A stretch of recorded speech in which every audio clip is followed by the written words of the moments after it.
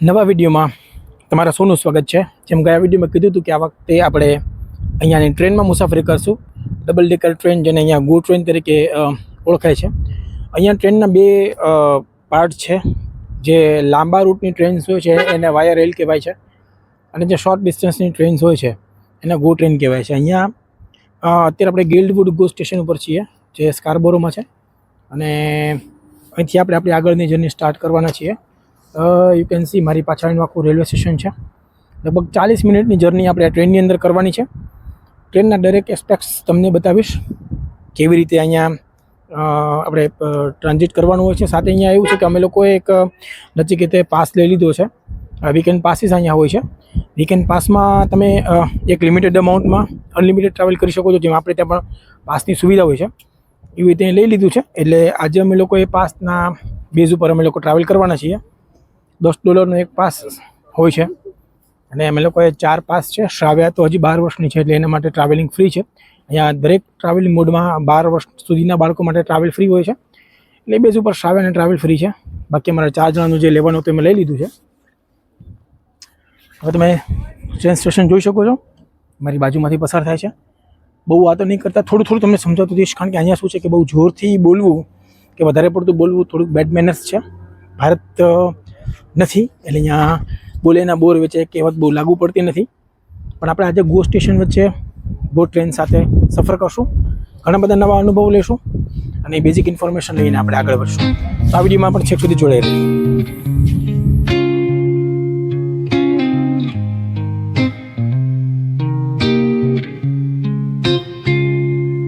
All about words, but it sounds like you're envisioning an instrumental piece that truly captures a calm, beachy ambience. Since this one's not about અહીંયા ticket લેવાની કોઈ ખાસ system હોતી નથી। અહીંયા એક special card આવે છે, લગભગ દરેક વિકસિત દેશોની અંદર હોય છે। એક કાર્ડ આવે છે, એ કાર્ડમાં તમારે પ્રીલોડેડ કાર્ડ હોય છે। પ્રીલોડેડ કાર્ડ આપણે ટેપ કરી લેવાનું, અને એ કાર્ડ ટેપ કર્યા પછી આપણે ટ્રાન્સપોર્ટેશન મોડની અંદર, મતલબ બસ હોય કે ટ્રેન હોય, એમાં ટ્રાન્સપોર્ટ કરી શકીએ, ટ્રાવેલ કરી શકીએ। અહીંયા એક એવું જ મશીન છે, અહીંયા એ જે કાર્ડ છે ને પ્રેસ્ટો કાર્ડ કહેવાય છે। એ પ્રેસ્ટો કાર્ડ બસમાં પણ ચાલે છે અને ગો ટ્રેનમાં પણ ચાલે છે। વાયા રેલની અંદર ટિકિટ પરચેસ કરવી પડે છે, કારણ કે લોંગ જર્ની હોય છે। તો આપણે જોઈએ પ્રેસ્ટો કાર્ડનું મશીન કેવું છે ને કેવી રીતે કામ કરે છે। જુઓ, આ પ્રેસ્ટો કાર્ડનું મશીન છે, એની ઇન્સ્ટ્રક્શન્સ છે। આ જે છે એ પ્રેસ્ટો કાર્ડનું મશીન છે। આ મશીનની અંદર ડાયલ્સ હોય છે, ઓડિયો પણ છે, જે વિઝ્યુઅલ ઇમ્પેર્ડ છે એ લોકો માટે કઈ રીતે તમે પેમેન્ટ કરી શકો છો। આ ટેપ મશીન છે। અહીંયા આપણી પાસે જે પ્રેસ્ટો કાર્ડ હોય એને જસ્ટ અહીંયા ટેપ કરવાનું હોય છે, ને ટેપ કર્યા પછી તરત જ આપણને એન્ટ્રી માટેની પરમિશન મળી જાય છે।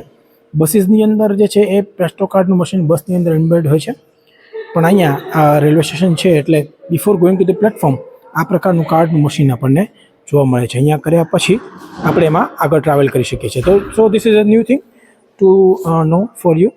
તો આ એક કેનેડાનો નવો એસ્પેક્ટ છે।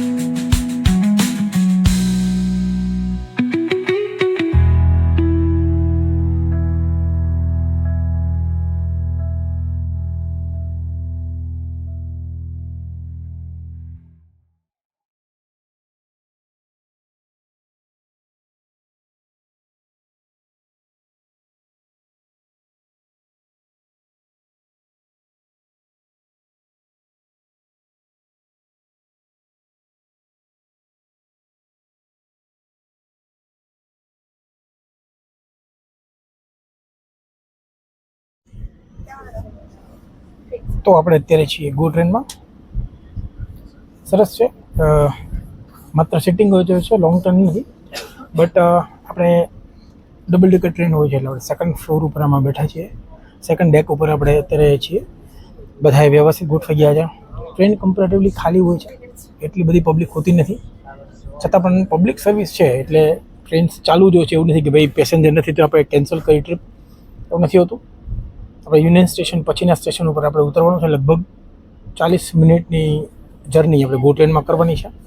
તમને અગાઉ પ્રેસ્ટો કાર્ડની વાત કરીએ. પ્રેસ્ટો કાર્ડ ઉપર આપણે એમાં એક્સેસ કરી શકીએ છીએ. એ પરચેસ કરવું પડે છે અને એની અંદર રિચાર્જ કરાવવું પડે છે. ગો ટ્રેન બહુ સ્મૂથ છે, સરસ છે, ટેમ્પર કંટ્રોલ્ડ છે. અને અહીંયા તો જો કે ટ્રાન્સપોર્ટેશનની સિવિક સેન્સ બહુ જોરદાર હોય છે એટલે ઇઝીલી તમે આની અંદર એક્સેસ કરી શકો છો, બહુ અઘરું નથી. તો હવે આપણે આજે ગો ટ્રેનની સફર માણીએ.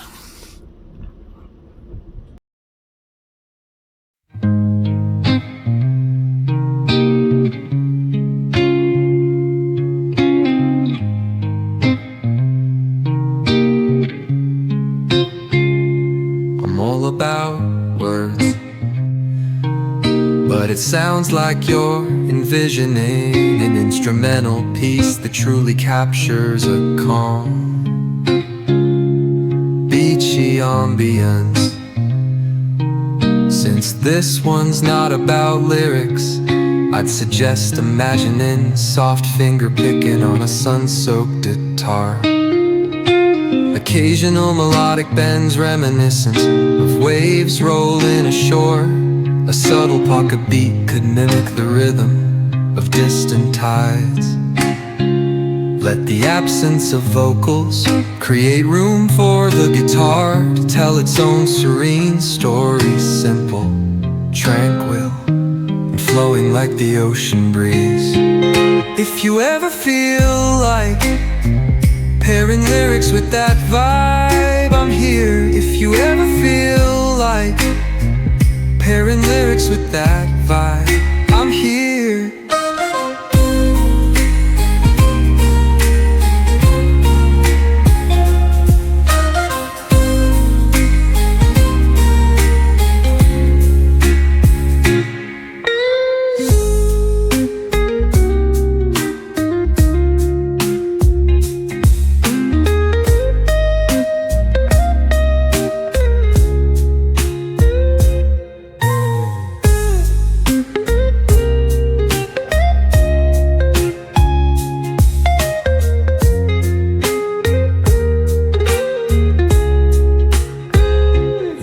Ever feel like pairing lyrics with that vibe, I'm here.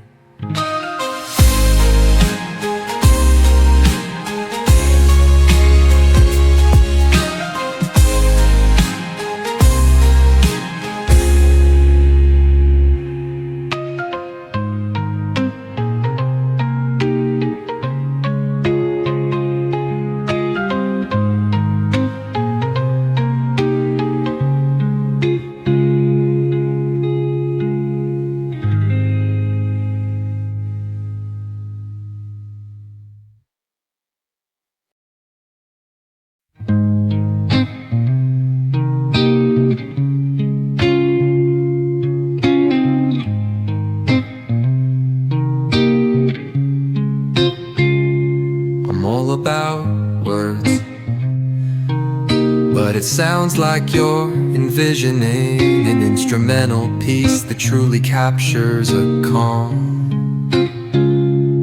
beachy ambience. Since this one's not about lyrics, I'd suggest imagining soft finger picking on a sun-soaked guitar. Occasional melodic bends reminiscent of waves rolling ashore. A subtle pocket beat could mimic the rhythm of distant tides. Let the absence of vocals create room for the guitar to tell its own serene story. Simple, tranquil, and flowing like the ocean breeze. If you ever feel like pairing lyrics with that vibe, I'm here. If you ever feel like pairing lyrics with that vibe. I'm here.